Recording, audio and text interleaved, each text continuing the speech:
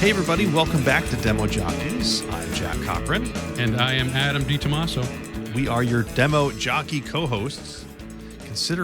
Continuing our conversation on Range by David Epstein. Fantastic book so far. We had such a great conversation last episode. I lost track of the time, and I think we had our longest episode yet. So if you missed it, make sure you go back and catch it. Fantastic conversation between Adam and I. We're going to continue that today for a few more topics. Next week, we're actually going to have our guest on the show, Ron Whitson, who is a pre-sales thought leader extraordinaire. Follow him on LinkedIn, always posting great content. I'm really excited to have him on the show here joining us. And then if you want to get ahead of the book for next week, I mentioned this before, 6 Habits of Highly Effective Sales Engineers by Chris White. Great book that we're going to be doing in January. So get that. Pick it up. You can find links to all of this information on demojockeys.com. All right, Adam. All right. So last week, we talked a little bit about the overall idea of the book. Yes. We talked about specializing. We talked about using kind of your generalist background as an asset for you in your career. Mm-hmm. I want to talk a little bit about this idea of how we learn, which is brought up in the book, how we learn, how we come up with ideas, and how ideas stick in our brain. Tell me about a lesson that you had to learn, whether it was a lesson you had to go figure out on your own, a lesson someone was trying to teach you of something that you're never going to forget. Tie my shoes. Tying my shoes. Okay. Yep. True story. Okay, go for it. Yeah. There's got to be a story behind tying There's your shoes. totally a story behind this. Okay. Circa 1987, when Adam was a young lad, and what was also popular was high-top sneakers. Well, we had just moved into a house with a pool. My father said to me, hey, you're going to vacuum that pool. Why don't you go throw your suit on, jump in the pool, and then you're going to run the vacuum all over the bottom. I was so excited. It was springtime. I sprinted up in the yard, into the house, up the stairs, threw on my suit, threw on my high-top sneakers, and guess what I did not do? Tied the laces.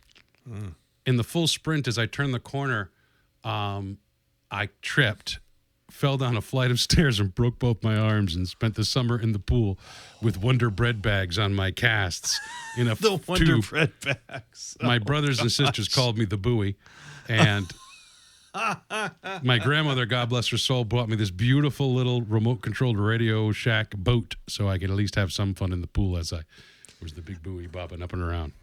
And so I'm guessing that from that point forward, the shoes were always tied. Oh, I am the king of tying shoes. I tie baby shoes. I tie people's shoes. I tie old people's shoes. I've tied my 19-year-old daughter's shoes. And I yell at people who don't tie their... I see people... In New York City, I've seen people with untied shoes. They don't know. Yeah, so that's perfect, Adam. A little bit of a teaser question, but there's actually a section in the book where one thing that gets really hammered in, which I think your story is a perfect lead-in for that we often really just want someone to give us the answer. But things that we experience, either we have to struggle for that cause some type of negative pain, something that we have to work for in some way is going to cement itself in our brain more long term. So tying shoes being a little bit more of that's just you had a very negative thing happen, therefore it's tied in your brain. But much in the same way, think back to maybe your least favorite subject in school. When you finally got that answer and you finally figured it out, you had a much higher chance of actually remembering it than, say, the really easy things that you had to learn and do, which is actually a lot of the studies of what they're getting into in the book, which is an interesting thought because we don't often move towards things that are difficult. We tend to shy away from that one. But what the book is saying is maybe those things that you had to struggle to get to are going to be the things that you're going to actually end up being better at in the long run because you had to work for it. Right. I mean, one of the first examples that in that particular chapter I thought about was interesting was just the idea of, and I actually titled this chapter Hot Dogs and Math, was the idea of the question of, like what is N from teaching algebra and teaching the idea of what is N, what is X, can you call it that, how can you interpret that? But once I think the students understood the concept, the idea became a lot easier. Right. Versus just explaining to someone how it works. Right. Right. I remember, I think it was pre-algebra. You had to learn, was it quadratic equations? Remember, you had to take the numbers, the x squared minus xy and then plus y squared. You had to figure out how to split those into two separate things. Do you remember that? Vaguely. Vaguely. Do you know why I remember that and why I could probably still do it to this day? Is because my teacher was pretty terrible at just giving us the answer. She wanted us to figure out why it worked. And because we had to spend all that time figuring out why it worked and not just her saying, here's the thing you do that you're not going to know why you're doing it. Here's why this works this way. So to this day, I can still take a quadratic equation and split them out and do the things you're supposed to do and find the answer, even though that was 7th grade, because I had to work for it to get it. Right. You had to work for it to get it, but it also, I mean, and that cemented the concept in your brain. Because Absolutely. because you put the effort in, and now I know I will never make that mistake again. I will never not know how to do that again, I should properly say. Yeah. Well, I mean, for your shoelace example, it fits the same part of the brain because you had either a struggle or a negative experience tied to it. Your brain is going to hold on to that. You know, it's kind of using the fact that the negative thing we always hear about, which is the fact that we tend to hear negative things like bad feedback, like people, whatever the opposite of a compliment is. My brain can't think of what the word is. Insult. An insult. I'm like, a negative compliment. Like, I Insult, can't. Jack? You mean like Jack can't remember a word? My brain was going, hey, there was about 20 seconds ago, my brain tried to figure out, there's a word I need, and I can't find it. And my brain's like, it's the word compliment. Like, no. It's like a not compliment. Yeah, not compliment sounds good to me. I went an uncompliment, a compliment. I was anti-compliment. I could not. I'm going to start using anti-compliments now, I think, instead of insults. He gave me an anti-compliment. It's really anti-complimentary. Oh, I'm not going to forget the word insult for a while. All right, No. See, back to our point here. But we tend to remember insults more than we do compliments. We could get one insult from one person and 50 compliments in the same day. We're going to remember the insult more. Right. It's Because kind of using the same part of the brain saying, okay, you worked for it or you had a negative experience with it, so you're going to remember it. It's like a life hack for negative things in our brain for positive. Yeah. Yeah, I can say that. I mean, it's funny because that gets into one of the concepts in the books and the idea of learnings and the idea of kind versus wicked, meaning, and this actually even ties back to the book in specialization and generalization, where a kind learning experience is more targeted towards a specialist. Like, here are all the patterns you need to learn in chess. Right. Just go and memorize all these patterns. Here's how you play Mozart's Ninth Symphony on violin, and this is exactly how it'll sound. You reproduce that. Exactly. Yep. Versus learning how to build a logic-based, software program to handle all kinds of various inputs. That's extremely generalist. Yeah, exactly. Requiring specialized skills. Requiring specialized skills, but needing to draw from generalization. Yep. It's actually funny right now. Like, I've been having a lot of conversations with my daughter, who's a junior in high school. So all the things about college and what do I want to study is starting to come up. And what's interesting is she likes computer science. She's always kind of liked coding. She liked that.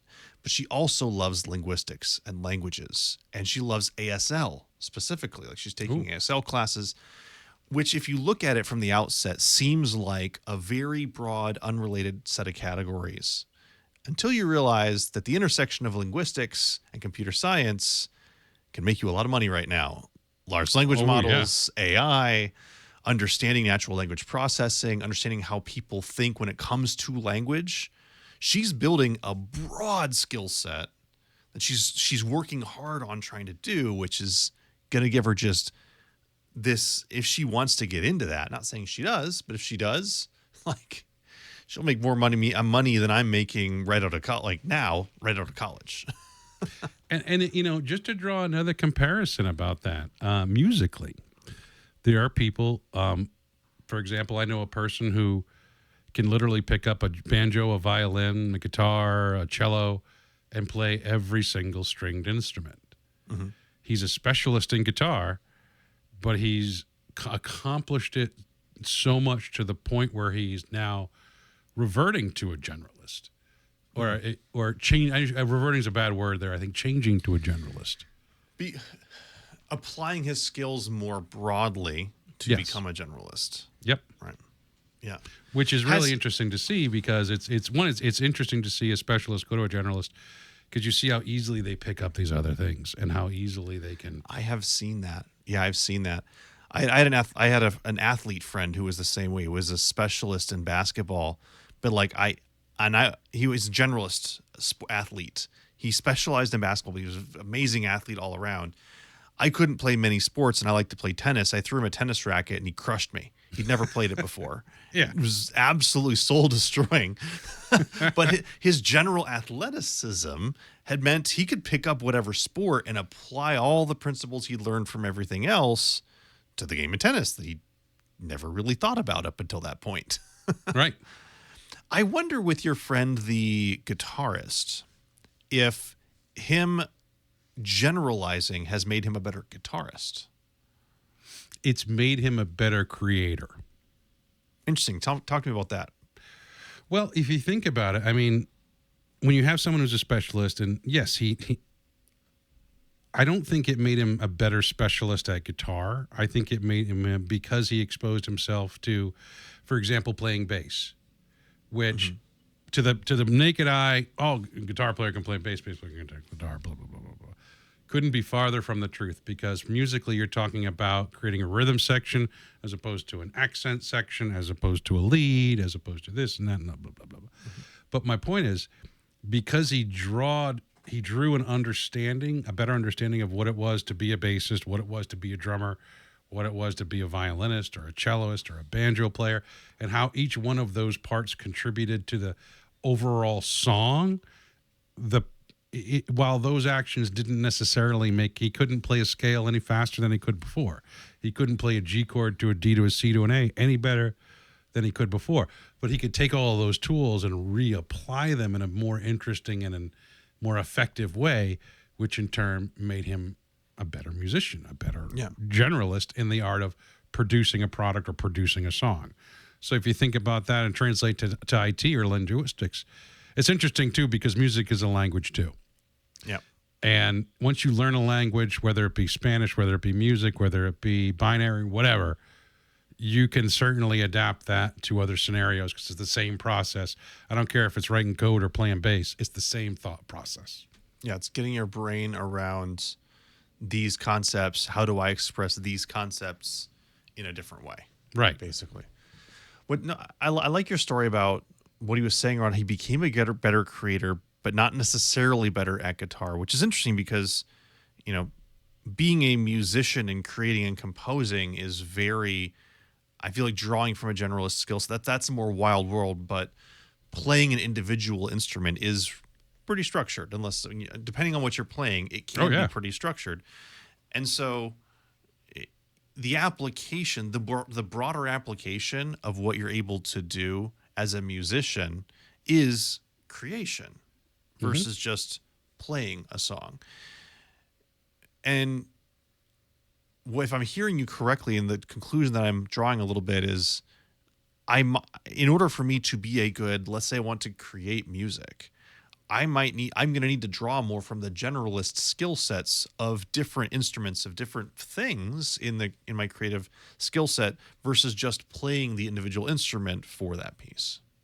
I will give you another example of that that's completely relevant to this conversation. It's musical, though. Everyone's heard of the band The Grateful Dead. The funny thing about the big Grateful Dead is no one really understands who the Grateful Dead was. I mean, certainly, they're a bunch of hippies, blah, blah, blah. That's the perception that they delivered. But the bass player was a composer. He wasn't a bass player. He's a composer of music, classical music, and he was handed a bass to play in the band. Jerry Garcia is a bluegrass player. He's not a different. rock. Yeah, he was not a rock and roll guy. He was a bluegrass guy. And you've got, all of these elements of different styles of music that came together. And when they wrote songs, yes, they wrote rock and roll songs. I mean, very loosely, founders of the jam band scene and all that, blah, blah, blah. All that's kind of nonsense. What the reality is you had musicians. Yes, they had the commonality of all being musicians, but one was a classical composer, one was a bluegrass guy, one was this guy, one was that percussionist playing this style format, and you took all these different styles and essentially kind of generalized them to produce one sound that became very unique in the music industry and in American rock and roll history, and of course inspired a lot of other bands like even Phish, and this is music I tend to get into and listen to, but I think what draws me into that is the fact that you've got a lot of folks that are specialists but producing a generalized idea and a generalized concept and product to consume. Yeah. Yeah, it's the applicability of that specialization, right? But certainly drawing. What's interesting is like they're specialists, but they're playing outside of their context, Right. right? They're having to apply it in a more general way, which is, it's sort of like if you were let's say you were trained at creative writing, and someone asks you, and then you get into marketing, right? Yeah. It's a little bit different, but related, right? Or someone who has been going to school for coding, who goes into, project management. There's similar concepts there that relate. You have the specialty, but you're using it more broadly, which I think is a little bit something the book doesn't necessarily get into, but I think is a good contextual takeaway for us in sales to think about, is that no matter what your skill set is, especially if you're looking to get into sales right now, which is always kind of on my mind as we're making some of these episodes, is I know there's a lot of people who are trying to break into pre-sales. You may have a specialty that you feel like doesn't relate to sales, but you can use that specialty in sales and often have a greater impact than someone who has only been in sales their whole career. Yes. Because you're coming at it with a fresh perspective too. Oh yeah. I mean, it's funny, when answering that question, should I getting into pre-sales? The more experience you have, in my opinion, the better you're going to be getting into pre-sales, particularly if you're coming from a tech support and implementation area. Because at that point, the hardest part is to be frank, dumb down what you're saying so that it makes sense and is actually consumable by people. Do you know who I found a great set of? A lot of people are coming from this career path into pre-sales is teachers. Yeah. Now, unfortunately, we have a lot of teachers leaving the profession, but a lot of teachers are moving into pre-sales as a good career shift. Think about what teachers have to do during the day. Take concepts, and they got to dumb it down, sometimes really low. So, sometimes you're teaching high schoolers and you have to dumb it down for different reasons. But like, let's say you're trying to take, history and teach it to third graders. Why would a third grader care about it? Or math concepts or anything. You're relating a concept you deeply are familiar with in ways to someone who doesn't quite get what you're talking about. And if there's not a better definition of sales than that, I don't know what it is. That's funny you say that too, because I can name off quite a few people that I know that are former teachers that are now in pre-sales or in marketing or in one of the areas, that it's just a natural progression for them. They want to expand their career, so they make that jump. Yeah, I mean, I've been really impressed. I've talked to a good amount of people trying to make the transition into pre-sales, and the former teachers that I talk to, I'm really impressed by. They come with a lot of the soft skills around ideas and presentations and concepts and how to relate complex concepts in a simple way that you can't. If you're coming through the traditional sales route of becoming an SDR and then inside sales, you're not going to have developed that. You're not going to have been forced to really think about a concept in an abstract way and relate it to someone who doesn't really get what you're talking about. Like, you can be a successful SDR and never really understand how to do that. You can just get lucky. Right. But teachers have to do it. That is the core understanding of what it takes to be a teacher, is that. And so I've anyone out there who's a teacher thinking about pre-sales, please, we need you. If you're going to leave anyways, please consider pre-sales. We definitely need you here.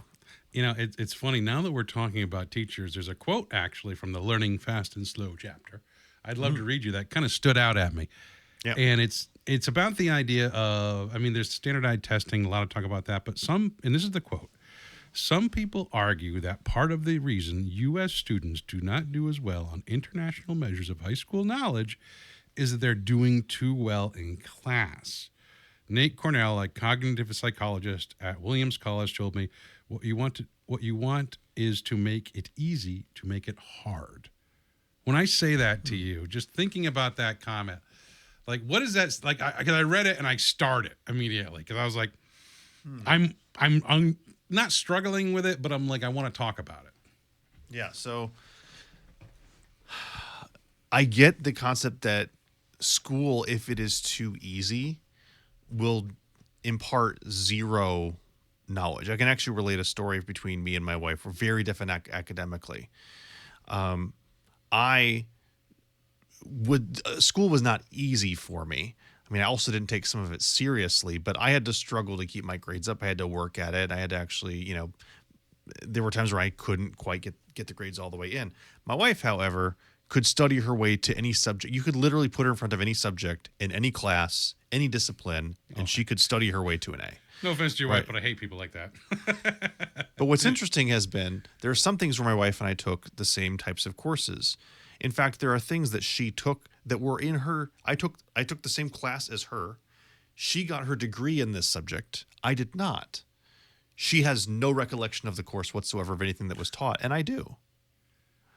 Because, and she even admitted this, what she told me was the way she would learn, the way she would study, the way she would do school, she would learn it, she would test, and completely forget it the day after. Nothing was ever retained because she was able to just take a course, study it. She knew how, she had a process to get it done. There really wasn't a struggle involved there. It never really got, even the classes that got hard didn't get hard in a way that made it stick because it was within her process. Well, that's the thing. She developed a process that allowed her to execute no matter what the intellectual challenge was. Yeah. I give her credit for doing that. That's impressive enough. No. Like my wife is That's brilliant. She's fantastic, right? Yeah. Like this is no shade towards her at all. Very different style. Kind of jealous. Yeah, exactly. I would have loved to be able to do that. I know about 3 degrees now. I wouldn't have had to cram 3.5 years of what it would have taken to get my degree into 5 years. I wouldn't have had to, Right. It would have been very different for me at that point. But that's the interesting part is that because I had to struggle and because the stuff I didn't get, I ended up years later retaining more of it when it's not the stuff that's not relevant. Obviously, the stuff that's still relevant that she uses every day is different. Right. This is stuff that's not. That the stuff that I know that I had to struggle to do, much like the quadratic equation stuff from pre-calc, not from pre-calc, from pre-algebra. Pre-calc's a whole different story. I don't remember a single. I don't remember any, because that's a different story. I'm telling 2 stories at once. Because I had to struggle to get to it, I remember it.